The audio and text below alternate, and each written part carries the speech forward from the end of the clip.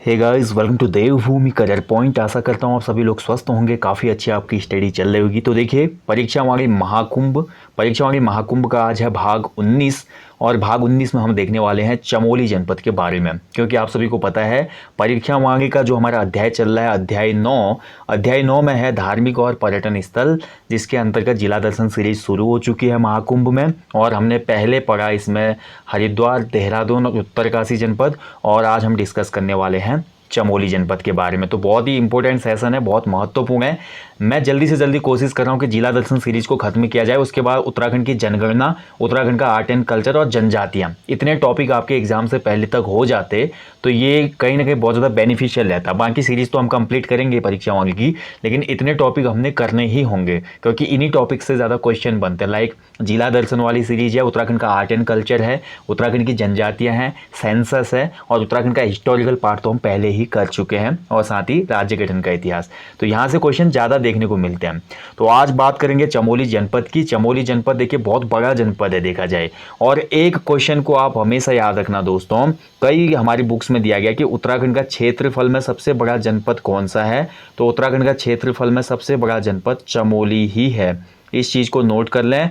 भारतीय सर्वेक्षण विभाग जो मानचित्र वगैरह जितने भी हमारे ऑफिशियल डेटा है, भारतीय सर्वे विभाग जो हमारा है दोस्तों, वहाँ से जो ऑफिशियल आरटीआई मांगी गई थी, उसमें साफ साफ मेंशन किया गया था कि चमोली जनपद जो है सबसे बड़ा जनपद है। चमोली का जो हमारा क्षेत्रफल है वो 8030 किलोमीटर है, जो कि उत्तरकाशी से थोड़ा ज़्यादा है। यानी कि चमोली ही हमेशा आंसर करेंगे, नो डाउट इसमें। ठीक है, तो चलिए चमोली के बारे में कुछ जानते हैं। सबसे पहले तो आएंगे, जैसे हम हमेशा करते हैं, कि चमोली का जो ऐतिहासिक नाम जो चमोली है कैसे नाम पड़ा, उसके बाद भी प्रशासनिक इतिहास भी देखेंगे। चमोली शब्द की बात करें दोस्तों, तो बहुत से इतिहासकार बोलते हैं कि चमोली शब्द की उत्पत्ति चंद्रमौलेश्वर शब्द से हुई। किससे हुई? चंद्रमौलेश्वर शब्द से हुई। ठीक है, चंद्रमौलेश्वर का अपभ्रंश हो सकता है कि जो चंबवाला शिवालय है चमोली में, वहां से ये नाम निकला हो। ठीक है, और बहुत से अलग अलग जो हमारा डेटा मिलता है पुस्तकों में, कहीं कहीं पे ये देखा जाता है कि चामीकार जो शब्द है सोने से रिलेटेड है, इसकी वजह से भी कहीं ना कहीं चमोली की नाम की उत्पत्ति हुई। ठीक है, तो इससे हमें ज़्यादा कुछ करना नहीं है। क्वेश्चन भी बहुत कम बनते हैं इस तरीके के, जो हमारे पौराणिक जेन्युइन फैक्ट है वहीं से क्वेश्चन निकल के आते हैं कि क्या था। जैसे कि चमोली का प्राचीन नाम आपसे पूछा जा सकता है, चमोली का प्राचीन नाम क्या था? तो चमोली का प्राचीन नाम था लाल सांगा। ठीक है, क्या था? लाल सांगा। इसको नोट कर ले। देखिए मैं पॉइंट टू पॉइंट जा रहा हूँ, ये आप जो कोई स्क्रीन में दिख रहा है इसको छोड़ दें, जो मैं यहाँ पे लिखूंगा उनको उन की पॉइंट्स को आपने याद करना है। ठीक है, बहुत कम लोग हो रहे हैं, ज़्यादा से ज़्यादा लोग ज्वाइन कीजिए। काफ़ी कम लोग ज्वाइन होते हैं यहाँ पे इस सेशन में, ये अच्छी बात नहीं है। लाइव क्लास आपको मिल रही है तो आपको ज़्यादा से ज़्यादा लोगों को आना चाहिए। बहुत एफर्ट लगता है। जो हमारी परीक्षाओं की सीरीज चल रही है ना, इसमें किताब को यहाँ पे हमने पॉइंट टू पॉइंट यहाँ पे कवर कर दिया, टाइप कर दिया, उससे मतलब नहीं है। इस लेक्चर में बीच में जो आपको मैं पॉइंट्स देता हूँ, मेन मेन की पॉइंट्स एग्जाम में जो बहुत हेल्पफुल होंगे, उनको मत छोड़िए दोस्तों, नहीं तो एक एक नंबर की वजह से सिलेक्शन रुक सकते हैं। क्वेश्चन बन जाएगा आपका, चमोली का प्राचीन नाम क्या था? परीक्षा वाले में कहीं पे नहीं दिया गया है। चमोली का प्राचीन नाम था लाल सांगा। ठीक है, ध्यान रखेंगे, बहुत ही महत्वपूर्ण है। लाल सांगा के निकट ही चमोलीनाथ मंदिर था, बोला जाता है कि जिसके कारण चमोली नामकरण हुआ। ठीक है, ये बहुत महत्वपूर्ण है। और इसको ऑफिशियली चमोली नाम कब मिला? कभी क्वेश्चन नहीं बनेगा कि चमोली को ऑफिशियली चमोली नाम कब मिला। तो 1870 में मिला था। पौड़ी की तहसील बनाया गया था इसको उस समय। ठीक है, क्योंकि पौड़ी जनपद ही था ब्रिटिश गढ़वाल में, 1839 में बनता है ना पौड़ी गढ़वाल जनपद, तो उस समय तहसील थी चमोली यहाँ की 1870 में। ठीक है, ध्यान रखेंगे। और इसके बाद देखिए अलकनंदा में दोस्तों बाढ़ आती है और लाल सांगा बह जाता है 1894 के आसपास, जो हम पढ़ते हैं 1894 की बाढ़ आई थी ना, बहुत भयंकर, उसमें हमारा क्या होता है, बह जाता है। उसके बाद फिर हमारा जो चमोली का मुख्यालय है गोपेश्वर वगैरह लाए जाते हैं। ठीक है, पहले तो वहीं पे रहता है, वो बात की बात है, अभी उसको डिस्कस करेंगे। तो ये हमारा कुछ प्रशासनिक बोल सकते हैं हम, या संक्षिप्त इतिहास बोल सकते हैं चमोली का। अब चमोली जनपद का जो मुख्यालय है कहाँ पे स्थित है? चमोली का मुख्यालय भैया स्थित है गोपेश्वर में। ठीक है, चमोली अपने आप में ना होकर गोपेश्वर में इसका मुख्यालय स्थित है। अब यहाँ पे बात करेंगे, देखिए अगर मैं भौतिक लोकेशन की बात करता हूँ चमोली की, तो चमोली हमारा यहाँ पे है। देखिए चमोली ये है। चमोली की अगर बात करते हैं पूर्व में, तो पूर्व में हमारा भाई पिथौरागढ़ है, बागेश्वर है चमोली के। ठीक है, पूर्व में पिथौरागढ़, बागेश्वर। चमोली के जस्ट पश्चिम में है, तो यहाँ पे रुद्रप्रयाग पड़ेगा, यहाँ पे उत्तरकाशी पड़ेगा। चमोली के जस्ट दक्षिण में आएंगे कौन कौन से जनपद? बागेश्वर, पौड़ी और अल्मोड़ा। ठीक है, और उत्तर में पड़ता है भाई चाइना। यानी कि ध्यान रखेंगे, देखिए जो हमारा चमोली है, चमोली भी हमारा अंतर्राष्ट्रीय सीमा साझा करता है, लेकिन किससे? सिर्फ एक जनपद से, चीन से, ठीक है। और 2 इंटरनेशनल बॉर्डर को छूने वाला एक ही जनपद है, वो पिथौरागढ़ जनपद है। ये तो चमोली की भौतिक लोकेशन हो गई। मुख्यालय कहाँ बताया? गोपेश्वर। क्षेत्रफल की बात करते हैं चमोली की, तो 8030 वर्ग किलोमीटर, ठीक है। जो भी मैं पॉइंट बता रहा हूँ इनको नोट करते जाइए।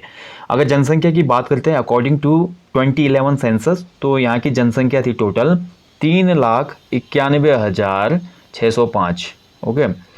और इसमें बात करते हैं जनघनत्व की, तो हमारा जो डेंसिटी थी, पॉपुलेशन डेंसिटी, वो थी 49, यानी कि प्रति वर्ग किलोमीटर में 49 लोग रहते हैं यहाँ पे, ओके। बहुत महत्वपूर्ण है, अच्छे से इसको याद कर लें।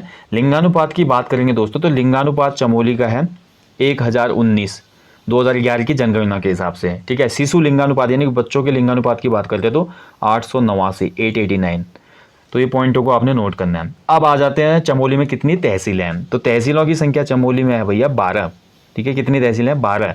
जोशीमठ, कांगप्रयाग, गैरसैंण, थराली, चमोली, पोखरी, ठीक है। इसके अलावा घाट, आदि बद्री जिसको चांदपुर गढ़ी भी बोलते हैं, और जिलासू, नारायणबगड़, नंदप्रयाग और देवाल। तो ये हमारी 12 तहसीलें हैं चमोली की। विकासखंड की बात करते हैं तो 9 विकासखंड हैं, यानी कि ब्लॉक कितने हैं? 9। कौन कौन से? जोशीमठ या पैनखंडा, कर्णप्रयाग, गैरसैंण, थराली, दसोली जहाँ पे दसोली ग्राम स्वराज संघ है, पोखरी, नागपुर पट्टी, घाट, देवाल और नारायणबगड़, ठीक है। ये 9 हमारे विकासखंड हैं। विधानसभा सीटों की बात करते हैं तो 3 विधानसभा सीटें हैं। भले देखा जाए चमोली बहुत बड़ा है क्षेत्रफल में, लेकिन जो विधानसभा सीटों का बंटवारा होता है एक हिसाब से पॉपुलेशन के आधार पर होते हो, है ना। क्योंकि चमोली देखिए क्षेत्रफल में सबसे बड़ा है, लेकिन विधानसभा सीट है तो देहरादून और हरिद्वार से कम है यहाँ पे। ऐसा नहीं होता, परिसीमन में बहुत सी चीज़ें होती है, कंडीशन होती हैं। तो विधानसभा सीटें हैं 3 भैया। एक है बद्रीनाथ की, दूसरी सीट है कांगप्रयाग की, और तीसरी सीट है थराली की। थराली की जो सीट है दोस्तों वो अनुसूचित जाति के लिए आरक्षित है, यानी कि एससी के लिए आरक्षित है, ठीक है। 3 हो गए विधानसभा सीटें। इतना क्लियर हो गया ना। ये हमारा प्रशासनिक बातें हमने जान ली चमोली के बारे में। अब सीधे सीधे आ जाते हैं चमोली का जो मुख्यालय है वो ज़्यादा महत्वपूर्ण है। चमोली का मुख्यालय आप सभी को पता है कहाँ पे है? गोपेश्वर में है, ठीक है। तो गोपेश्वर नाम क्यों पड़ा भैया? गोपेश्वर का भी प्राचीन नाम आ जाएगा कभी। गोपेश्वर का प्राचीन नाम था गोथला। क्या नाम था भाई? गोथला या गोस्थल। गोथला या गोस्थल इसका प्राचीन नाम था, ठीक है। ये पहला पॉइंट बन गया आपका। और गोपेश्वर में ही देखिए एक प्राचीन गोपीनाथ मंदिर है, जैसे कि परीक्षाओं में भी दिया हुआ है। ये गोपेश्वर में ही एक प्राचीन गोपीनाथ मंदिर है। अब गोपेश्वर से याद आता है कि गोपेश्वर को चमोली का मुख्यालय बाद में बनाया जाता है। यहाँ पे मैंने अभी तक ये डिस्कस नहीं किया कि चमोली जनपद कब बना। तहसील की तो बात की 1870 में बनी, लेकिन चमोली जनपद कब बना? तो 24 फरवरी, सेम डेट है हमारी पिथौरागढ़, उत्तरकाशी और चमोली की। 24 फरवरी 1960 को ही हमारा चमोली एक पृथक जनपद बनता है, ठीक है। बाद में लेकिन इसका जो मुख्यालय है 1970 में, ये मुख्यालय इसका कहाँ पे स्थापित किया जाता है? गोपेश्वर में, ठीक है। तो ये हमारा चमोली के बारे में महत्वपूर्ण आपका पॉइंट है, इसको नोट करना है। आपने पूछा भी जा चुका है कि चमोली का गठन कब हुआ था किसी लास्ट एग्जाम में। अब चमोली में थोड़ा गोपेश्वर की हम बात करते तो गोपेश्वर का प्राचीन नाम गोस्थल या गोथला था, और यहाँ पर गोपेश्वर में गोपीनाथ मंदिर भी है दोस्तों, ठीक है, जो कि पंचकेदार में रुद्रप्रयाग का शीतकालीन पूजा स्थल भी है। जो रुद्रप्रयाग है ना, पंचकेदार में से रुद्रप्रयाग का शीतकालीन पूजा स्थल भी जो है दोस्तों वो गोपीनाथ मंदिर ही है, ठीक है। अब यहाँ पे बात करते हैं जो हमारा गोपेश्वर है और गोपेश्वर के आसपास के अन्य महत्वपूर्ण जो मंदिर हैं वो हैं दोस्तों बंसी नारायण मंदिर, अनुसुईया देवी का मंदिर, घंटाकर्ण मंदिर, हनुमान मंदिर, ठीक है। तो इनको आपने याद रखना है। ये हमारे आसपास के कुछ महत्वपूर्ण मंदिर हैं। औली जोशीमठ जो है हमारे, देखिए औली जोशीमठ तो आगे हो जाते हैं गोपेश्वर से, तो ये हमारा सभी चमोली जनपद के ही स्थल हैं। अभी बारी बारी से इनके बारे में बात करेंगे हम। गोपेश्वर के बाद हम बात करते हैं दोस्तों ग्वारखिया उड्यार, ठीक है। ग्वारखिया उड्यार चमोली में पड़ने वाला एक महत्वपूर्ण प्रागैतिहासिक कालीन प्लेस है, जहाँ से हमेशा क्वेश्चन बनता है। जैसे लाखों उड्यार से बनता है अल्मोड़ा के, वैसे ग्वारखिया उड्यार से भी हमेशा क्वेश्चन बनता है। तो चमोली जिले में अलकनंदा नदी के किनारे, कभी क्वेश्चन ही बन जाएगा कि ग्वारखिया उड्यार जो है किस नदी के तट पर है, तो ये अलकनंदा नदी के तट पर है, डुंगरी गाँव में, ठीक है। यहाँ पर मानव, भेड़, बारहसिंगा, लोमड़ी आदि के प्रागैतिहासिक कालीन चित्र प्राप्त होते हैं। अब ऐसे ही बात करते हैं, चमोली में एक प्लेस है मलारी, ठीक है। तो मलारी गांव ये भी बहुत इंपॉर्टेंट है दोस्तों ऐतिहासिक दृष्टि से। तिब्बत से सटा हुआ गांव है मलारी, और गढ़वाल विश्वविद्यालय के जो शोधकर्ता थे इन्होंने यहाँ पे सन 2002 में 1000 से अधिक मृत भांडों की खोज की, और यहाँ पर ही हमें एक सोने का मुखौटा भी प्राप्त होता है।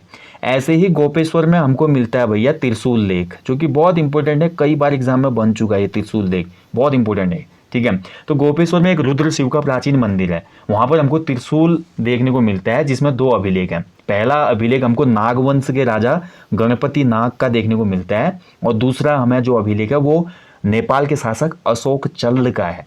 देखिए बहुत इंपॉर्टेंट है, जो हमारा गोपेश्वर स्थित रुद्र शिव का प्राचीन मंदिर है, वहाँ पे जो त्रिशूल लेख है उसमें 2 लेख मिलते हैं हमको। एक किसका है, नाग राजा गणपति नाथ, और दूसरा हमारा अशोक चल्ल का। ठीक है, ऐसे ही पांडुकेश्वर लेक भी हमको चमोली से ही प्राप्त होता है, पांडुकेश्वर लेक। और पांडुकेश्वर जो लेक है वो जोशीमठ के निकट पांडुकेश्वर मंदिर से प्राप्त होते हैं। ठीक है, 4 ताम्रपत्र यहाँ पे मिले हैं, जिसमें कत्यूरी वंश के इतिहास का मालूम पड़ता है। ठीक है, जिसमें ये भी पता चलता है कि कत्यूरियों की जो राजधानी थी वो कार्तिकेयपुर थी, और इसके अलावा भी जो ये ताम्रपत्र थे इनको किसने बनवाया था, महान प्रतापी कत्यूरी शासक ललित सूर्यदेव ने। तो ये कुछ बातें हमें पता चलती हैं चमोली से। ठीक है, तो ये तो एक कुछ महत्वपूर्ण पॉइंट हो गए चमोली का, हमने देखा यहाँ पे संक्षिप्त कुछ बातें देख ली। ठीक है, अब बात करते हैं कुछ अन्य महत्वपूर्ण तथ्यों की, जहाँ से एग्जामिनर क्वेश्चन बनाते हैं। देखिए कभी क्वेश्चन ये बनेगा आपका कि उत्तराखंड राज्य का ऐसा कौन सा जनपद है जहाँ पर सर्वाधिक ऊंची चोटियाँ पाई जाती हैं। कभी क्वेश्चन ये बनेगा कि राज्य का वो जनपद बताइए जहाँ पर सर्वाधिक ऊंची चोटी सबसे ज़्यादा मिलती है, तो भाई हमारा ये आंसर होगा चमोली ही। चमोली में ही राज्य की टॉप 5 जो है हमारी चोटियां प्राप्त होती हैं हमें। पहली नंदा देवी पश्चिमी 7,817 मीटर, ठीक है, फर्स्ट चोटी। दूसरा हमारा कामेत, जो कि है हमारी कामेत की ऊंचाई 7,756 मीटर। तीसरे नंबर पे आते हैं नंदा देवी पूर्वी 7,434 मीटर।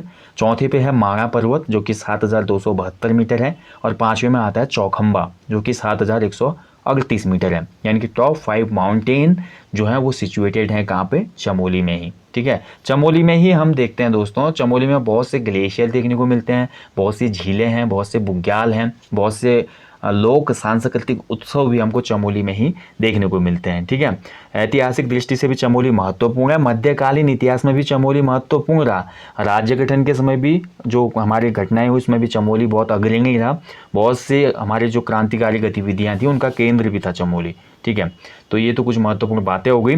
अब परीक्षा वाणी के हिसाब से आगे बढ़ते हैं। परीक्षा वाणी में जो पहला हमारा पॉइंट बनता है वो बनता है पंचबदरी का। ठीक है, तो पंचबदरी की बात कर लेते हैं। चलिए ऊपर दिया है कि पंचबदरी एक बार देख लेते हैं। तो यहाँ पे तो टाइपिस्ट ने टाइप ही नहीं किया इसको, चलो मैं आपको डिस्कस कर लेता हूँ। देखिए हमारा पंचबदरी जो है वो हमारे केवल और केवल चमोली में ही स्थित है।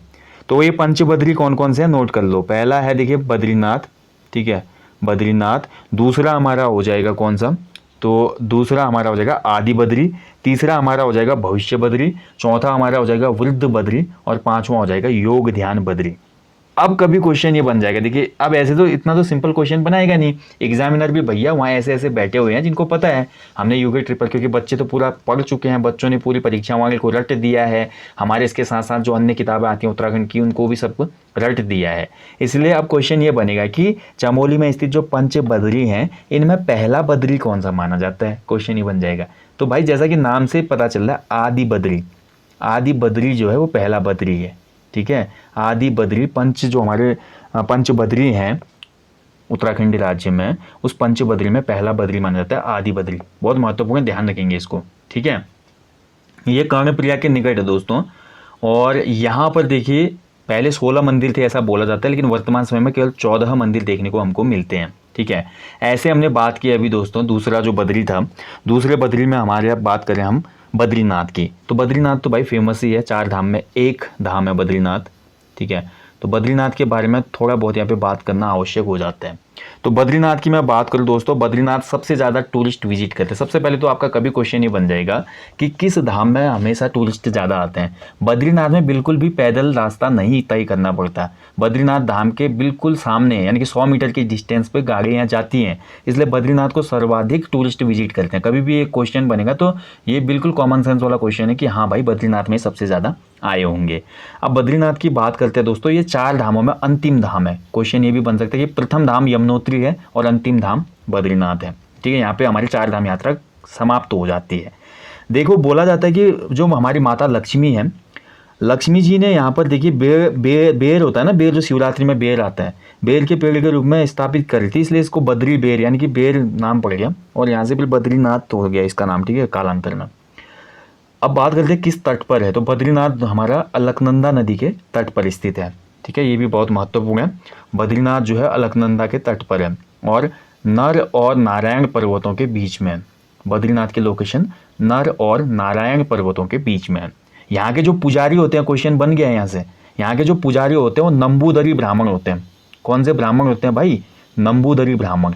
ठीक है, नंबूदरी ब्राह्मण जो कि हमारा केरल राज्य से आते हैं। ये क्वेश्चन बना था।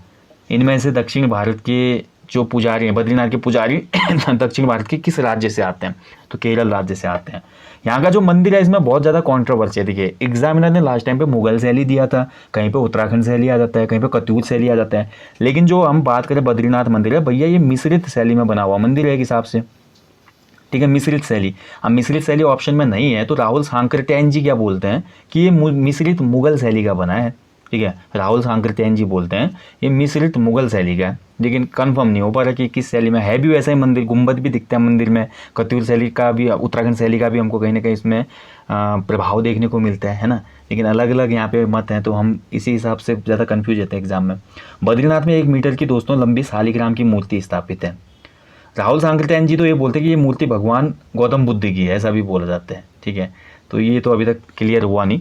अब बद्रीनाथ में देखिए दोस्तों, सबसे महत्वपूर्ण है कि बद्रीनाथ का जो अलकनंदा घाट था ना, इसका नाम रिसेंटली चेंज किया गया है उत्तराखंड गवर्नमेंट के द्वारा। इसको अटल घाट कहा जाता है। तो कभी क्वेश्चन ये बन सकता है कि इनमें से कौन से 4 धाम के निकट अटल घाट स्थित है? तो अटल घाट कहाँ पे हो जाएगा? बद्रीनाथ में। बद्रीनाथ धाम की आरती लिखी थी धन सिंह बर्तवाल जी ने। बद्रीनाथ धाम की जो आरती थी धन सिंह बर्तवाल जी ने लिखी थी 1881 में। ठीक है, ये पॉइंट है, कुछ नोट कर लो। चलिए अब अगले पॉइंट की तरफ बढ़ते हैं। पंचबद्री हो गया फिर हमारा।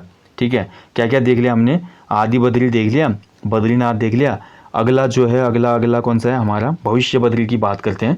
तो भविष्य बद्री भी दोस्तों हमारा जोशीमठ से 18 किलोमीटर आगे है, सुबेन नामक स्थान पे। ठीक है, कहाँ पे? सुबेन। भविष्य बद्री की मैं बात कर रहा हूँ। ठीक है, बहुत महत्वपूर्ण है। सुबाई गाँव भी है कहीं कहीं पे, ये दिखाया जाता है। और इसके बाद हम आ जाते हैं दोस्तों, अगला जो बद्री है हमारा वो है वृद्ध बद्री। वृद्ध बद्री, देखिए वृद्ध बद्री इसको क्यों कहा जाता है? वृद्ध। ठीक है, भगवान विष्णु ने नारद को यहाँ पे एक बुढ़े के रूप में दर्शन दिया, बुढ़ा बन गए। बुढ़ा मतलब ओल्ड मैन बन गए, इसलिए इसको वृद्ध बद्री भी कहा जाता है। यहाँ पर भगवान विश्वकर्मा द्वारा निर्मित विष्णु की मूर्ति देखने को मिलेगी। लास्ट हमारा आ जाता है भैया योग ध्यान बद्री। ठीक है, योग ध्यान बद्री की बात करते हैं दोस्तों, तो ये हमारा जोशीमठ से लगभग 20 किलोमीटर की डिस्टेंस पे है। और यहाँ पर देखिए बहुत महत्वपूर्ण है योग ध्यान बद्री। क्यों? क्योंकि योग ध्यान बद्री पर ही शीतकाल में कपाट बंद होने पर बद्रीनाथ की जो चतुर्मुखी मूर्ति है, बहुत इंपॉर्टेंट है, ध्यान रखेंगे। बद्रीनाथ की जो चतुर्मुखी मूर्ति है शीतकाल में कौन से बद्री में रखी जाती है? क्वेश्चन कभी बनेगा तो योग ध्यान बद्री में लाई जाती है। ठीक है, इसके अलावा एक बद्री और है हमारे चमोली में जो कि परीक्षा में शायद दिया हो, नरसिंह बद्री। ठीक है, नरसिंह बद्री भी हमारे कहाँ है? चमोली में है। यानी कि देखिए उत्तराखंड की बात करते हैं, उत्तराखंड में बहुत सी चीज़ें भैया, पंच केदार, पंच बद्री, पंच प्रयाग, पंचशिलाएँ, पंचकुंड। ठीक है, बहुत सी चीज़ें हैं अभी, पंच धाराएँ। ऐसे ही अगर मैं बात करूँ, देखिए चमोली एकमात्र जनपद है ना जहाँ पे सर्वाधिक हमें धार्मिक स्थल देखने को मिलेंगे आज पर्यटन से ज़्यादा। पंच बद्री तो हमने देख लिए। ठीक है, अब जो पंच केदार हैं, पंच केदार में से भी हमारे पंच केदार में से भी 3 केदार हैं, वो हमारे कहाँ पे देखने को मिलेंगे? हमको चमोली में देखने को मिलेंगे। ठीक है, पंच केदारों में से 3 केदार, बहुत महत्वपूर्ण है, ये भी आपको याद होना चाहिए। कीजिएगा दोस्तों, 3 नहीं होंगे, 2 होंगे। ठीक है, तो जैसा कि हमने देखा जो पंच बद्री हैं वो तो चमोली में है, पंच बद्री 5 के 5 चमोली में है। जबकि पंच केदारों की बात करें तो पंच केदार 3 जो है रुद्रप्रयाग में है। मैंने चमोली बोल दिया, इसको आप सही कर लें। चमोली में केवल 2 ही पंच केदार हैं। पंच केदार कौन कौन से भाई? तुंगनाथ, रुद्रनाथ, महेश्वरनाथ, कल्पेश्वरनाथ और केदारनाथ। जिसमें से हम बात करें चमोली में केवल रुद्रनाथ और कल्पेश्वरनाथ है। ठीक है, चमोली में 2 ही हैं, रुद्रनाथ और कल्पेश्वरनाथ, ये महत्वपूर्ण है। अब बात करते हैं, देखिए इनसे क्वेश्चन किस तरह से बनते हैं। क्वेश्चन किस तरीके से बन जाता है यहाँ से कि रुद्रनाथ जो है वहाँ पे भगवान शिव के किस भाग का पूजा होती है, किस भाग के? तो रुद्रनाथ में भगवान शिव के रौद्र मुख की पूजा होती है। ठीक है, कैसे मुख की? रौद्र मुख की, महत्वपूर्ण है। और वहीं क्वेश्चन ये बन जाएगा कि जो कल्पेश्वर नाथ है पंच केदारों में शामिल चमोली में, उस वहाँ पे भगवान शिव किससे रिलेटेड है? वो तो भगवान शिव के जटा यानी कि जो सिर के बाल होते हैं ना, जटा, तो जटाओं की पूजा होती है यहाँ पे कल्पेश्वर नाथ में, इसलिए कल्पेश्वर नाथ को जटा मौलेश्वर भी कहा जाता है। ये महत्वपूर्ण पॉइंट है, ठीक है। कल्पेश्वर को क्या कहा जाता है? जटा मौलेश्वर। ऐसे ही दोस्तों अब देखिए चमोली है, धार्मिक स्थलों की बात हो रही है, मैं पहले बता चुका हूँ। तो यहाँ पे पंच प्रयाग भी देखिए, पंच प्रयाग के अलावा भी बहुत से प्रयाग आपको चमोली में देखने को मिलते हैं छोटे, लेकिन केवल मान्यता पंच प्रयागों को ही है। तो ये पंच प्रयागों में से 3 प्रयाग चमोली में है, बाकी चौथा रुद्रप्रयाग में है, 5वां देवप्रयाग टिहरी में है। तो चमोली में जो 3 पंच प्रयाग हैं उनकी बात करते हैं, उनमें से शामिल कौन कौन है? पहला हमारा हो जाता है कौन सा? विष्णु प्रयाग। तो विष्णु प्रयाग की बात करते हैं तो इसकी लोकेशन दोस्तों, मतलब ये विष्णु प्रयाग जो है ये अलकनंदा और पश्चिमी धौली गंगा के संगम पर है, ठीक है। विष्णु का, भगवान विष्णु का मंदिर भी है यहाँ पे। ये पहला प्रयाग माना जाता है उत्तर से नीचे के क्रम में, दक्षिण के क्रम में। और उसके बाद दूसरा प्रयाग जो आता है वो है नंद प्रयाग। नंद प्रयाग दोस्तों हमारा अलकनंदा और नंदाकिनी का संगम होता है, यहाँ पे भी भगवान विष्णु या गोपाल का मंदिर है। तीसरा जो प्रयाग है हमारा वो कांग्र प्रयाग है, ठीक है। कांग्र प्रयाग की बात करते हैं तो अलकनंदा और पिंडर नदी का संगम होता है यहाँ पे, और कांग्र की तपस्थली भी ये रही है, जो कांग्र था ना बोला था। और इसी स्थान पर बोला जाता है कि भगवान सूर्य ने प्रकट होकर कांग्र को कवच, जो कवच था ना उसका, जो मरता नहीं कांग्र, वो कवच ही तो मांगा जाता है बाद में फिर, तो कवच, कुंडल और यहाँ पे अन्य चीज़ें दी गई थी भगवान सूर्य के द्वारा कांग्र को, ठीक है। और यहाँ पे दोस्तों एक भगवान उमा देवी का मंदिर भी है, कालकेश्वर और काल भैरव का भी फेमस मंदिर है यहाँ पे, ठीक है। इसके बाद बात करते हैं दोस्तों हमारा जो वसुंधरा प्रपात है, ठीक है। वसुंधरा प्रपात भी चमोली में ही है। वसुंधरा जलप्रपात की बात करते हैं तो ये दोस्तों उत्तराखंड राज्य का दूसरा सबसे ऊंचा झरना है। पहला हमारा विरथी जलप्रपात है जो कि मुनस्यारी पिथौरागढ़ जनपद में स्थित है। इसके बाद बात करते हैं दोस्तों हमारा अगला जो प्लेस आएगा, अगला प्लेस हमारा बहुत महत्वपूर्ण है, ठीक है। तो अगला प्लेस हमारा है जोशीमठ। जोशीमठ की अगर मैं बात करता हूँ, देखिए जोशीमठ महत्वपूर्ण है। जोशीमठ देखिए दोस्तों संस्कृत शब्द ज्योतिर्मठ का ही विकृत रूप है। भगवान शिव के ज्योतिर्लिंग का स्थल भी जोशीमठ को कहा जाता है, ठीक है। और जोशीमठ की जब हम बात करते हैं, देखिए कहीं कहीं पे जोशीमठ का जो प्राचीन नाम है, जोशीमठ का जो प्राचीन नाम है वो योशी भी देखने को मिलता है, ठीक है। जोशीमठ का प्राचीन नाम क्या है, कभी क्वेश्चन बनेगा तो योशी भी इसी का ही प्राचीन नाम है। योशी ऐसे नहीं होगा, शुद्ध रूप होगा योशी, ठीक है। तो योशी भी जोशीमठ का ही प्राचीन नाम है। ज्योतिर्मठ भी इसी को कहा जाता है, ठीक है। भगवान जो बद्रीनाथ है, विष्णु है, ऐसा बोला जाता है कि शीतकाल में यहाँ आकर वो विश्राम करते हैं, ठीक है। आदि गुरु शंकराचार्य ने इस प्लेस पे तपस्या की थी और उन्होंने ही यहाँ पर इस मठ की स्थापना की थी। ये बहुत महत्वपूर्ण प्लेस है, ध्यान रखेंगे। और शंकराचार्य जी ने जोशीमठ में ही शंकराचार्य ने क्या किया था, पूर्णागिरि देवी पीठ की भी स्थापना की थी। इंपॉर्टेंट पॉइंट है, नोट कर लें, ठीक है। जोशीमठ एक फेमस प्लेस है। बद्रीनाथ जब आप विजिट करते हैं ना तो यहाँ पे आपको जोशीमठ विजिट हो जाएगा। और जोशीमठ में जो हम बात कर रहे हैं तो यहाँ पे भगवान नरसिंह, मतलब विष्णु भगवान नरसिंह की आपको मूर्ति भी देखने को मिलती है, यानी कि भगवान विष्णु ने जो नरसिंह अवतार लिया था ना उसके स्वरूप का मंदिर भी आपको जोशीमठ में ही देखने को मिलता है। क्वेश्चन बन सकता है कभी कि नरसिंह मंदिर जो हमारा रूप लिया था भगवान विष्णु ने वो कहाँ पे स्थित है, तो वो जोशीमठ में स्थित है, ठीक है, महत्वपूर्ण है। इसके बाद जो अगला प्लेस है ये बहुत फेमस प्लेस है दोस्तों, बात कर रहा हूँ मैं हेमकुंड साहिब की। हेमकुंड साहिब या लोकपाल, ठीक है, हेमकुंड साहिब या लोकपाल, हेमकुंड साहिब या लोकपाल बहुत महत्वपूर्ण है। तो देखिए इसकी जो खोज की थी ना 1930 के आसपास की थी दोस्तों हवलदार सोहन सिंह ने, ठीक है। ये क्वेश्चन भी बना था, मैंने किसी एग्जाम में देखा था कि जो हमारा हेमकुंड साहिब है या लोकपाल है इसकी खोज किसने की थी। तो हेमकुंड साहिब या लोकपाल की खोज की गई थी हवलदार सोहन सिंह के द्वारा, ठीक है, महत्वपूर्ण है, नोट कर लें। और ये सिखों का बहुत ही पवित्र स्थल है, मतलब सिख धर्म के जो लोग हैं ना इसको बहुत मानते हैं, तो यहाँ पे काफ़ी विजिट करते हैं वो। और यहाँ पर दोस्तों आपको हेमकुंड झील देखने को मिलती है, लोकपाल झील भी इसी को कहा जाता है। और इस लोकपाल झील से एक छोटी सी नदी का उद्गम होता है, ये भी महत्वपूर्ण है, कभी क्वेश्चन बनेगा कि कौन सी नदी निकलती है कहाँ से, तो एक हिमगंगा नाम की नदी निकलती है। तो हिमगंगा नदी का उद्गम जो होता है वो हमारा लोकपाल झील से ही होता है, ठीक है। और इसके अलावा देखिए हेमकुंड से जुड़े महत्वपूर्ण पॉइंट में दोस्तों, हेमकुंड का जो प्राचीन नाम था वो था दंड पुष्करणी। दंड पुष्करणी किसका प्राचीन नाम था, कभी क्वेश्चन बनेगा, तो ये हेमकुंड साहिब का। और इसको सरंग सरोवर भी कहा जाता है, क्या कहा जाता है, सरंग सरोवर, ठीक है, क्या कहा जाता है, सरंग सरोवर, ठीक है, ये भी नोट कर लीजिएगा, बहुत इंपॉर्टेंट है। बाकी देखिए दोस्तों अन्य महत्वपूर्ण तथ्यों की बात करते हैं तो बोला जाता है कि यहाँ पे सिखों के 10वें गुरु, सिखों के जो 10वें गुरु है ना, गुरु गोविंद सिंह, उन्होंने तप किया था ये भी महत्वपूर्ण एक पॉइंट है। ठीक है, चलिए अब आगे बढ़ते हैं। अगला जो प्लेस है उसके बारे में बात करेंगे। तो अगला प्लेस है, हाँ, जो हमारा हेमकुंड साहिब है, ये 7 पहाड़ियों से घिरा हुआ। कभी क्वेश्चन बनेगा तो 7 पहाड़ियों के बीच में है ये झील, बहुत ही तभी ज़्यादा मनोरम लगती है। इसके बाद आता है हमारा, देखिए, उत्तराखंड की मिस्ट्री लेक यानी कि रहस्यमयी ताल, जिसको हम जानते हैं रूपकुंड के नाम से। बहुत सी स्टोरीज जुड़ी हुई है रूपकुंड के साथ, लेकिन हम उतना डेप्थ में जाएंगे नहीं। रूपकुंड देखिए दोस्तों, बोला जाता है कि यहाँ पे कुछ सैनिक मर गए थे, उनके कंकाल प्राप्त होते हैं, इसलिए इसको रहस्यमयी ताल भी कहा जाता है रूपकुंड को। ठीक है, और दूसरी कुछ पौराणिक मान्यताएं भी है। रूपकुंड, रूप मतलब अपने रूप को देखना। बोला जाता है कि एक बार पार्वती और शिव जा रहे थे हिमालय की तरफ, पार्वती को प्यास लग जाती है, शिव से बोलते हैं कि मुझे प्यास लगी। शिव इस प्लेस पे अपना त्रिशूल लगाते हैं और वहाँ पे तालाब बन जाता है देखते ही देखते। अचानक पार्वती के मन में एक सवाल आता है और बोलती है कि आप मुझसे प्रेम नहीं करते हो, मैं कैसे विश्वास करूँ कि आप मुझसे बहुत ज़्यादा प्यार करते हो। तो भगवान शिव बोलते हैं 1 मिनट प्रतीक्षा करो, और भगवान शिव का जो प्रतिबिंब बन रहा होता है वो रूपकुंड झील में बन रहा होता है, जिसमें भगवान शिव का आधा शरीर पार्वती का जैसा दिखता है, आधा शरीर शिव की तरह दिखता है। इसीलिए अर्धनारीश्वर शब्द भी यहीं पर संबंधित है इसी घटना से, और रूपकुंड को इसलिए ये नाम संबोधित मिला हुआ, ये पौराणिक गाथा है। जबकि रहस्यमयी ताल, कंकाली ताल इसलिए बोला जाता है क्योंकि इसमें कंकाल प्राप्त होते हैं, स्केलेटन। ठीक है, तो ये महत्वपूर्ण है। रूपकुंड से बहुत बार क्वेश्चन बनाए, ठीक है, कि उत्तराखंड की रहस्यमयी जो ताल है वो किसको कहा जाता है, ये आपको याद रखना है। अगला जो है, देखिए, अगला महत्वपूर्ण स्थान हो जाएगा चांदपुर गढ़ी। चांदपुर गढ़ी भी भाई चमोली में लाखों बार ये क्वेश्चन बना होगा, वैसे लाखों बार तो एग्जाम नहीं है उत्तराखंड के, माफ कीजिएगा, कई बार ये क्वेश्चन बन चुका है कई एग्जामों में, कि पंवार शासकों की प्रारंभिक राजधानी कहाँ थी, या चांदपुर गढ़ी कहाँ स्थित था, या चांदपुर गढ़ कहाँ स्थित था।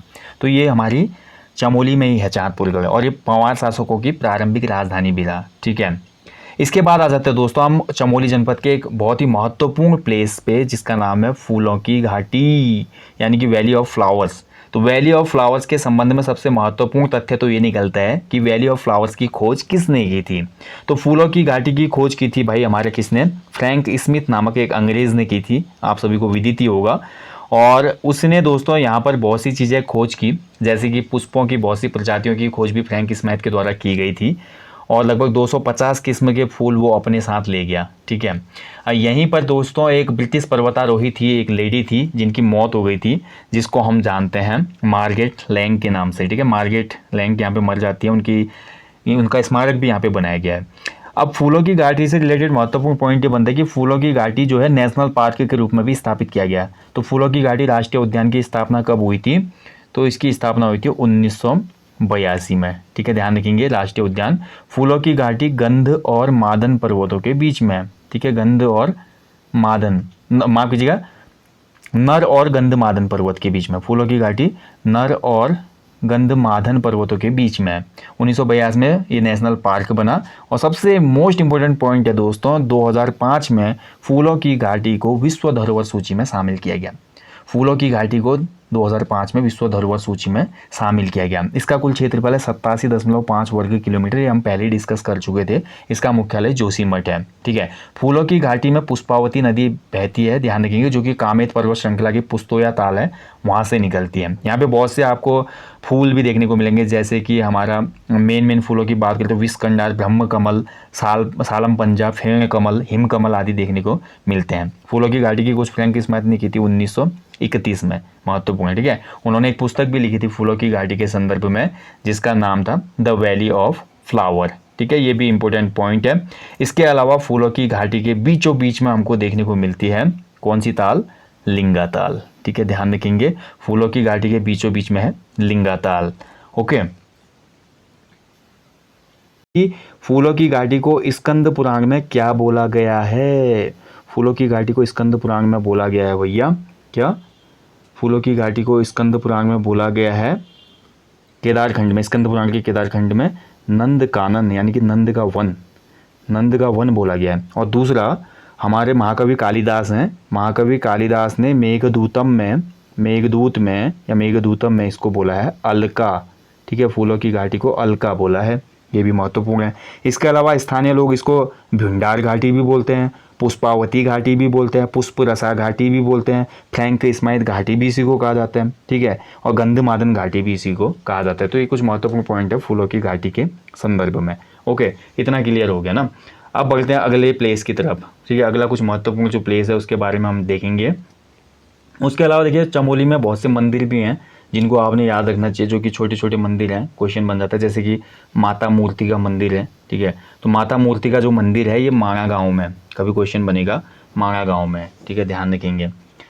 और इसके अलावा देखिए दोस्तों, हमारा चरण पादुका नामक प्लेस है बद्रीनाथ के। जब हम उत्तर में जाते हैं ना, ऊपर को नीलकंठ पर्वत की तरफ को, तो वहाँ पे चरण पादुका छोटा सा एक प्लेस है, ठीक है।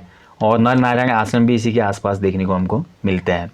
पंच प्रयागों की तो हमने बात की, लेकिन हमारे उत्तराखंड में बहुत से प्रयाग हैं, जैसे कि पंच प्रयागों को छोड़कर अदर प्रयाग में, जैसे केशव प्रयाग, सोम प्रयाग, जगदीश प्रयाग, सूर्य प्रयाग, गणेश प्रयाग, इंद्र प्रयाग। इनमें से एक है महत्वपूर्ण केशव प्रयाग।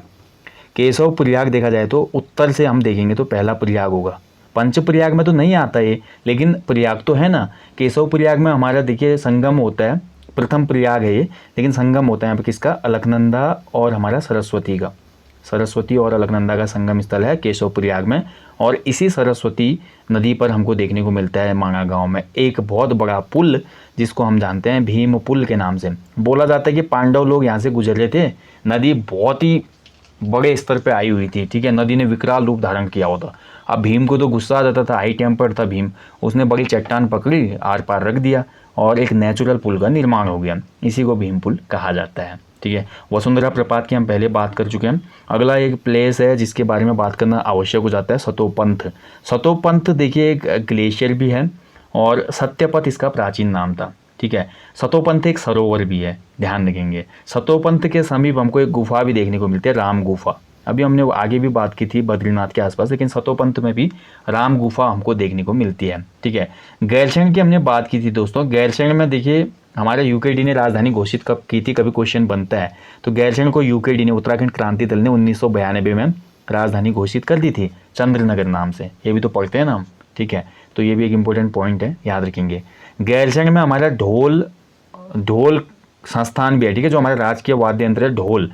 तो ढोल से रिलेटेड जो हमारा प्रशिक्षण संस्थान है वो हमारा गैरसैंण में ही स्थित है, इसको भी आपने याद रखना है, महत्वपूर्ण है, ठीक है।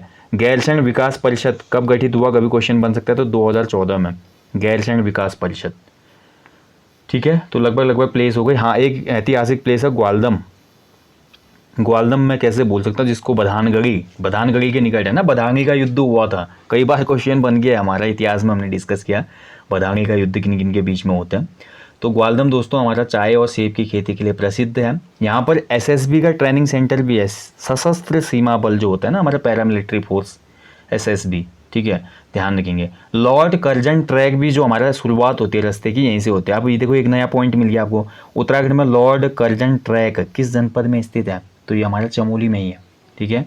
और इसके बाद बात करते हैं दोस्तों हमारा मनेरी एक प्लेस है, बहुत दूरस्थ प्लेस है, जो कि नीति घाटी में स्थित है। कहाँ पे स्थित है, नीति घाटी में, ठीक है। यहाँ पर एक बहुत फेमस मंदिर है, ठीक है, जिसका नाम है हिरमणि देवी, इसको हिडम्बा देवी भी कहते हैं। वैसे हिडम्बा देवी का जो मेन मंदिर है वो चंपावत में माना जाता है, लेकिन कभी क्वेश्चन में चंपावत ना हो और यहाँ पे आपको पूछे जाए तो फिर आपको याद रखना है हिडिम्बा जो मंदिर है वो हमारा चमोली में भी है, ठीक है, ध्यान रखेंगे।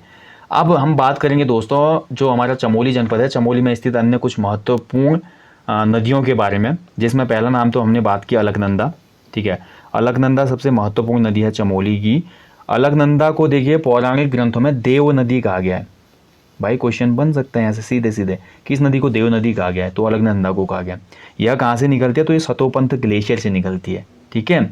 अगली जो नदी है दोस्तों ऋषिगंगा, जो कि बद्रीनाथ में अलकनंदा में समाहित हो जाती है। सरस्वती देवताल से निकलती है, जो कि हमारे केशव प्रयाग में अलकनंदा से मिल जाती है। इसके बाद देखिए धौलीगंगा, तो धौलीगंगा का संगम हो जाता है हमारे विष्णु प्रयाग में, ठीक है। और इसके अलावा बिरही गंगा है, बिरही गंगा दोस्तों अलकनंदा में ही समाहित होती है। बालखिल्य नदी है दोस्तों, बालखिला या बालखिल्य नदी बोलते हैं, तो ये हमारे अलकापुरी के निकट अलकनंदा में शामिल होती है। और अमृत गंगा इसकी एक सहायक नदी है। इसके अलावा जो अन्य नदियां हैं महत्वपूर्ण, इनमें नंदाग्नि का नाम आता है, ठीक है, पिंडर नदी का नाम आता है, यद्यपि पिंडर नदी का उद्गम पिंडारी ग्लेशियर से होता है, पिंडारी ग्लेशियर से होता है ना। पिंडर की सहायक नदियाँ हैं, पूछी जाती है कभी, तो आटागाड़ इसकी जो सबसे फेमस प्रसिद्ध जो या ज़्यादा पानी देने वाली नदी है आटागाड़ है। इसके अलावा प्राणमती ज्ञानगंगा भी है, ठीक है। तो ये हमारे राज्य के कुछ महत्वपूर्ण, माफ कीजिएगा चमोली जनपद के कुछ महत्वपूर्ण नदियाँ हो गए, ठीक है, ध्यान रखेंगे। अब इसके बाद बात करते हैं देखिए कुछ महत्वपूर्ण जल विद्युत परियोजनाएं चमोली की।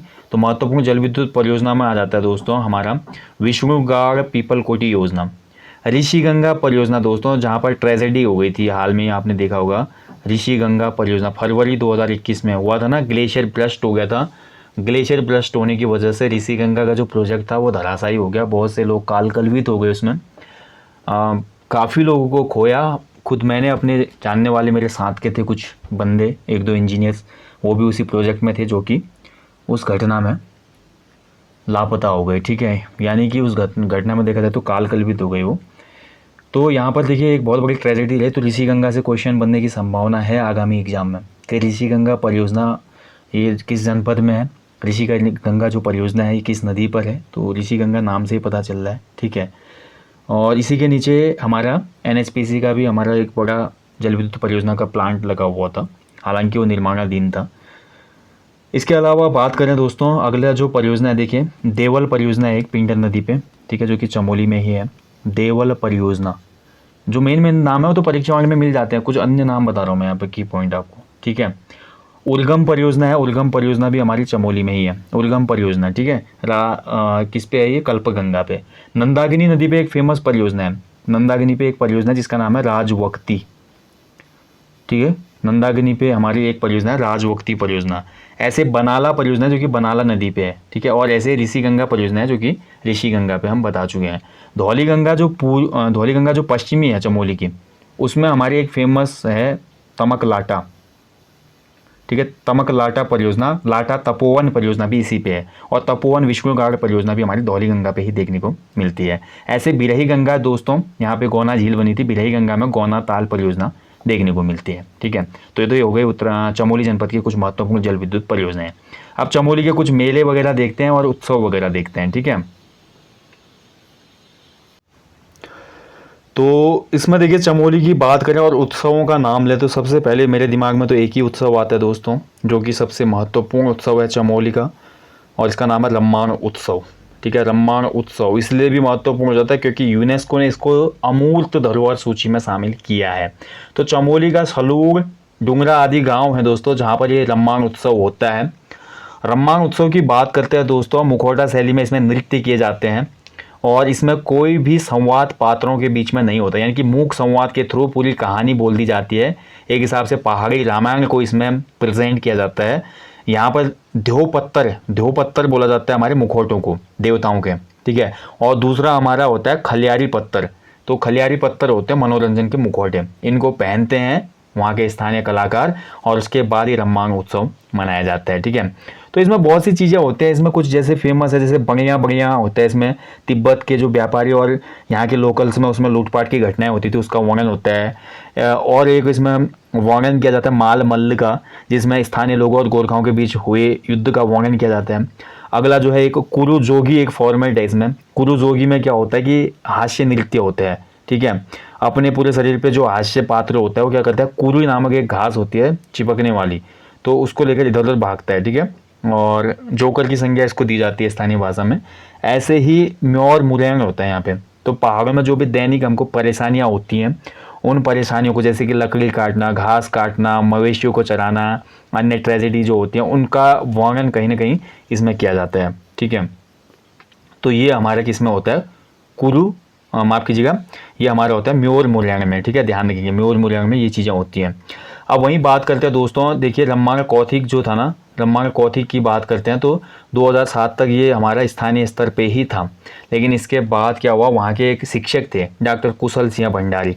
कभी क्वेश्चन बन सकता है, रम्माण उत्सव को विश्व धरोहर सूची में शामिल करने के लिए किसका प्रयास है या किसके प्रयासों से ये संभव हुआ, तो हमारा कुशल सिंह भंडारी।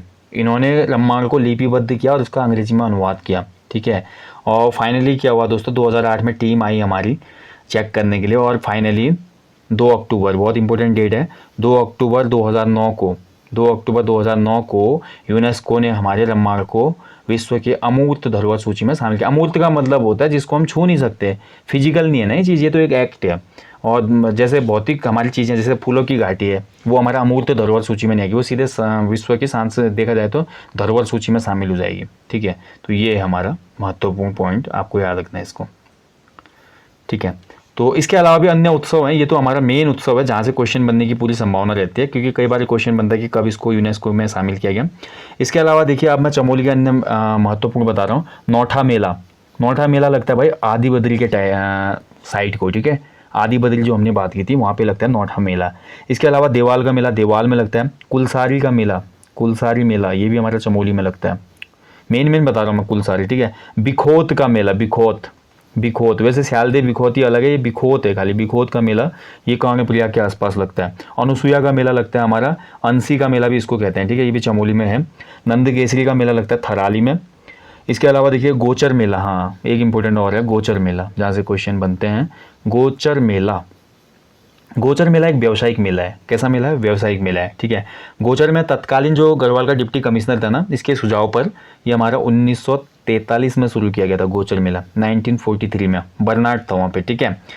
और बाद में फिर क्या हुआ, जैसे देश आज़ाद हुआ था, गोचर मेले को 14 नवंबर को मनाई जाने की घोषणा की गई। तब से 14 नवंबर को ही आयोजित होता है, क्योंकि 14 नवंबर को चाचा नेहरू यानी कि जवाहरलाल नेहरू का जन्म दिवस होता है, ठीक है। इसके अलावा हरियाली मेला भी हमारा चमोली में आयोजित होता है। तिमुंडिया मेला, हाँ इंपॉर्टेंट है, तिमुंडिया मेला, तिमुंडिया मेला भी कहाँ पे लगता है? चमोली में, ठीक है। इसके अलावा बसंत बुनास मेला चमोली में। हाँ, नीति घाटी में एक बहुत फेमस मेला है, इसको याद कर लें आप। नीति घाटी में एक मेला लगता है जिसका नाम है बम्पा मेला, बम्पा मेला, ठीक है, नीति घाटी में लगता है ये। ऐसे ही हमारा अन्य जो महत्वपूर्ण उत्सवों की बात की जाए तो अन्य उत्सव में है दोस्तों, गेंडा का मेला भी लगता है, गेंडा मेला बधांग चाँदपुर में, ठीक है, बधांग चाँदपुर में। और कुरूर देवता का मेला भी लगता है दसौली पट्टी में, ठीक है। तो ये कुछ महत्वपूर्ण है, कुछ रह गए होंगे तो आप लोग प्लीज़ कमेंट कीजिएगा, ओके। इसके बाद बात करते दोस्तों हमारे जो चमोली जनपद के अन्य महत्वपूर्ण तथ्य हैं, इनमें बात की जाए दोस्तों तो हमारे चमोली में जो महत्वपूर्ण बुग्याल वगैरह हैं उनके बारे में बात करते हैं हम, ठीक है। तो सबसे पहले गुफाएं देख लेते हैं चमोली की कौन कौन सी महत्वपूर्ण गुफाएं हैं। तो इन गुफाओं में सबसे पहले नाम आता है टिम्मरसैंड गुफा का, ठीक है। टिम्मरसैंड गुफा की तुलना की जाती है किससे? जो हमारा अमरनाथ गुफा है उसी की जैसी सेम सीन है, बोलते हैं टिम्मरसैंड। टिम्मरसैंड गुफा कहाँ पे है? तो चमोली में है, ठीक है। इसके अलावा भृंग गुफा, भृंग गुफा भी हमारे चमोली में है। मुचकुंद गुफा हम पढ़ चुके हैं पहले ही। एक गंगतोली गुफा है वो भी हमारी चमोली में है, इसको आप नोट कर लें। एक हमने गोरखिया उडियार पढ़ा, गोरखिया उडियार के अलावा एक और उडियार है यहाँ पे, रिखू उडियार, ठीक है, रिखू उडियार, ये भी हमारे कहाँ पे है? चमोली में ही है, इसको नोट कर लीजिएगा आप, ठीक है। बाकी स्कंद गुफा, मुचकंद गुफा, गणेश गुफा, व्यास गुफा हम पढ़ चुके हैं पहले ही, ठीक है, ये सभी हमारे चमोली में ही हैं। अब बात करते हैं, देखिए चमोली में जो सर्वाधिक हैं वो तो ताले और भाई बुग्याल हैं, उनको आपको याद करना बहुत मुश्किल है, फिर भी कुछ मेन हम बता दें यहाँ पे। तो सबसे पहले तालों की बात करते हैं तो तालों में आ जाता है भाई भेकल ताल, भेकल ताल, ठीक है, बधांग क्षेत्र में है। ब्रह्म ताल भी बधांग में देखने को मिलेगा। झल ताल, झल ताल भी हमारे कहाँ पे? चमोली में है। झल ताल को सुप ताल भी कहा जाता है, झल ताल को सुप ताल भी कहते हैं, ठीक है, ध्यान रखेंगे। हेमकुंड हम पढ़ चुके हैं। बेनीताल, बेनीताल बहुत महत्वपूर्ण है, बेनीताल मानंदा का मंदिर भी है बेनीताल के निकट, ओके। और काकभुसुंडी ताल ये भी हमारी चमोली में ही है। वासुकी ताल चमोली में ही है। सतोपंथ ताल ये भी हमारी चमोली में ही है। गौड़ा ताल, विष्णु ताल, दूधा ताल, ध्यान रखिए दूधा तोली में दूधा ताल भी है। दुग्ध ताल लास्ट टाइम टियर दिया था आई थिंक आयोग ने, दूधा तोली के निकट हमारे दूध ताल, दूधा ताल, ठीक है, ध्यान रखेंगे। मणिभद्र सरोवर, मणिभद्र सरोवर या मणिभद्र ताल ये भी हमारी चमोली में है, नोट करते जाएं, ठीक है। इसके अलावा देखिए हमारे चिनाब ताल है, एक चिनाब ताल, ये कहाँ पे है? जोशीमठ के निकट। और एक मैं पहले बता चुका हूँ आपको, एक ताल हमारी फूलों की घाटी के बीचों बीच है जिसका नाम है लिंगा ताल, ठीक है, लिंगा ताल, ये आपको नोट करना है। इतने ताल हैं, ठीक है। भेकल ताल ध्यान रखना, भेकल ताल पूछा भी गया था लास्ट टाइम आई थिंक किसी एग्जाम में। अब बात करते हैं चमोली स्थित प्रमुख ग्लेशियर, तो दूनागिरी ग्लेशियर, देखिए ग्लेशियर बहुत है चमोली में, मेन बता रहा हूँ, दूनागिरी और तिपरा बमक, तिपरा बमक ये भी हमारे चमोली में है। सतोपंथ ग्लेशियर, सतोपंथ झील भी है, सतोपंथ ग्लेशियर भी है, नोट करेंगे। बद्रीनाथ ग्लेशियर, खड़क ग्लेशियर और भगीरथ ग्लेशियर, मेन है भगीरथ। अब भगीरथ ग्लेशियर उत्तरकाशी ना कर लें आप, क्योंकि भागीरथी का उद्गम होता होगा सोच के। भगीरथ ग्लेशियर जो है चमोली में, ठीक है। दर्रों की बात करते हैं, देखिए चमोली और चीन के बीच में बहुत से दर्रे हैं, दर्रे वाले टॉपिक में हम कर तो चुके हैं, फिर भी एक रिवीजन हो जाएगा। चमोली चाइना के बीच में जो दर्रे हैं वो नीति दर्रा, माणा दर्रा, डुंगरीला दर्रा, बालचा दर्रा, किंगरी बिंगरी दर्रा, कोई दर्रा, भ्युंडार दर्रा, ठीक है, तुंजुन दर्रा, चोराहोती और लमलंग दर्रा, ये हमारे चमोली चीन के बीच में है। ऐसे ही बात करते हैं चमोली और पिथौरागढ़ के बीच में। चमोली और पिथौरागढ़ के बीच में कौन कौन से दर्रे हैं, तो बाराहोती सबसे इम्पोर्टेंट, ठीक है, बाराहोती, मार्चयोक, टोपी ढूंगा और लातूधुरा, ये पिथौरागढ़ चमोली के बीच में है। और ऐसे ही चमोली में एक स्थानीय दर्रा है बहुत महत्वपूर्ण है, जिसका नाम है कुनकुन खाल दर्रा। कुनकुन खाल दर्रा, ये भी हमारे चमोली में ही है। चमोली बागेश्वर के बीच में एकमात्र दर्रा है भैया, जिसका नाम है सुंदर ढूंगा। सुंदर ढूंगा, ढूंगा का मतलब पहाड़ी में होता है भाई पत्थर। और चमोली उत्तरकाशी के बीच में भी एक बहुत महत्वपूर्ण दर्रा है, जो कि एग्जाम में बनेगा ही बनेगा, कालिंदी दर्रा। चमोली और उत्तरकाशी के बीच में है कालिंदी दर्रा, नोट कर लें भाई, बहुत महत्वपूर्ण है, ठीक है। ये तो हो गए दर्रे। अब बात करते हैं बुग्याल। बुग्याल क्या होते हैं, तो बता ही चुका हूँ, बार बार बताने की आवश्यकता है नहीं, ठीक है। थोड़ा पानी पी लेते हैं, ब्रेक लेते हैं।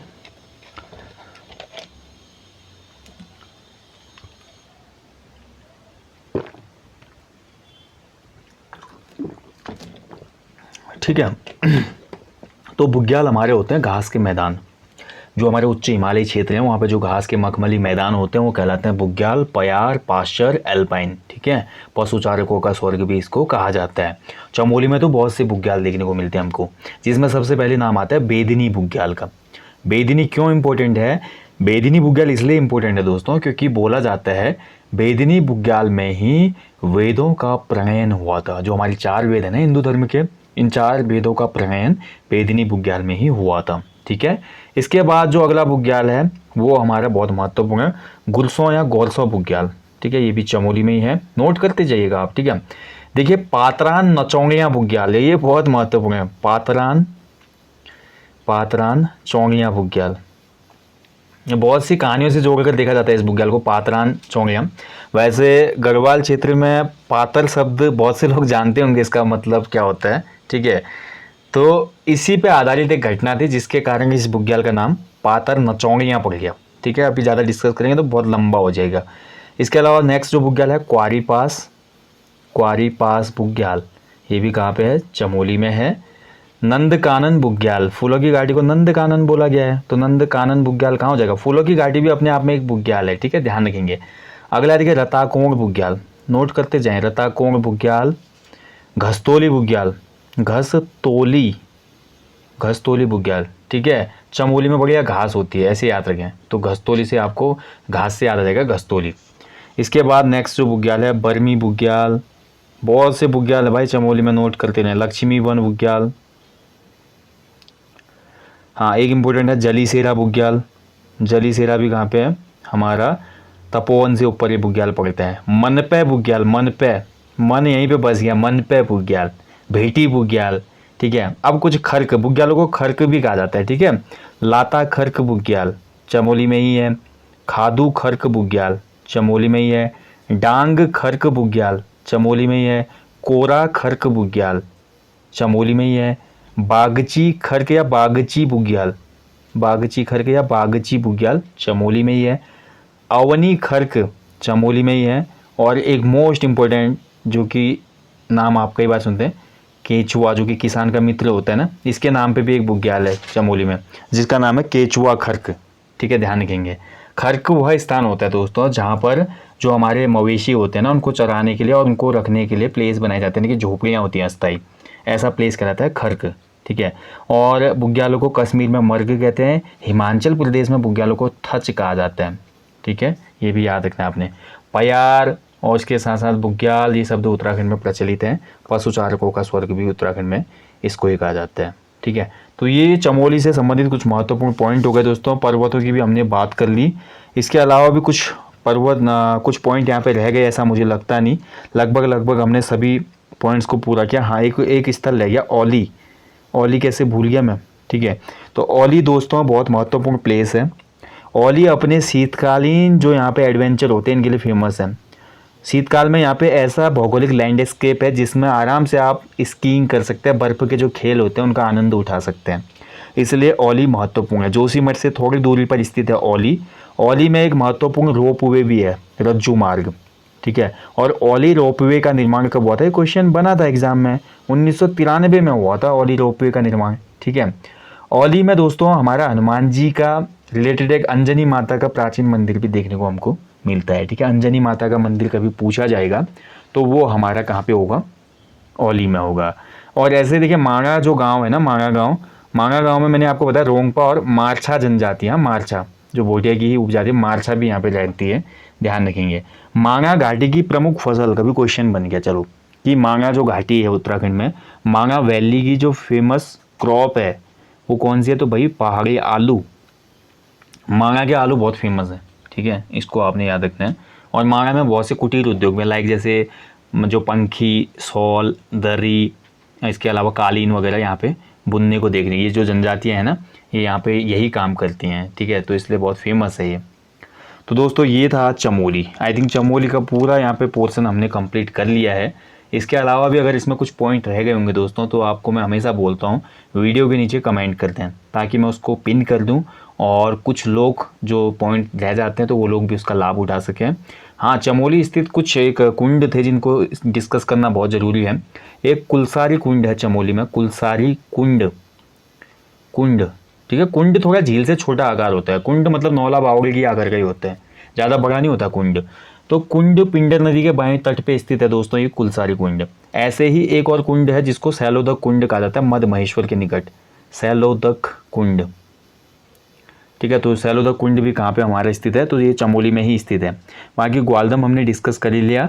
और अन्य महत्वपूर्ण जो बधानगढ़ है, क्वेश्चन कभी बनेगा, बधानगढ़ जो प्लेस है वो ग्वालदम के ही निकट है। ठीक है।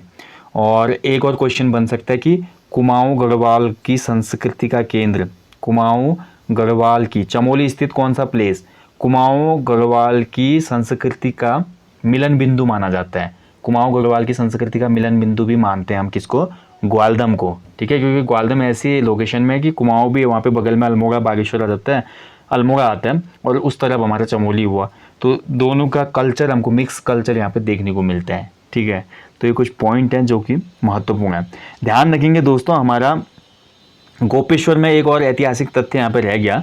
गोपेश्वर में दोस्तों 4वीं सदी में, गोपेश्वर में 4वीं सदी का मैंने बोला ना अभी, त्रिशूल लेख जो मिला जिसमें नाम है गणपति नाग का, गणपति नाथ या नाग, गणपति नाग ने दोस्तों यहाँ पर इसी के टाइम पीरियड पे जो नागवंश चल रहा था, नागवंश में ही यहाँ पे मध्य हिमाद्री शैली का एक बहुत महत्वपूर्ण विशाल मंदिर देखने को मिलता है जिसका नाम है रुद्र महालय। तो रुद्र महालय मंदिर की स्थापना किसने की थी, नागवंश के शासकों ने की थी, हिमाद्री शैली में, मध्य हिमाद्री शैली में, गोपेश्वर में ही है, ध्यान रखेंगे। ठीक है, तो ये कुछ पॉइंट हैं, ऐसे कुछ पॉइंट छूट जाते हैं कभी कभी ना, तो यही तभी मैं बोलता हूँ कि आप लोग उसको क्लियर कर दें तो ठीक रहेगा। बाकी लगभग सभी पॉइंट हो ही गए हैं इसमें। पांड्यकेश्वर हमने देख ही लिया है। हनुमान चट्टी, हाँ एक प्लेस है हनुमान चट्टी।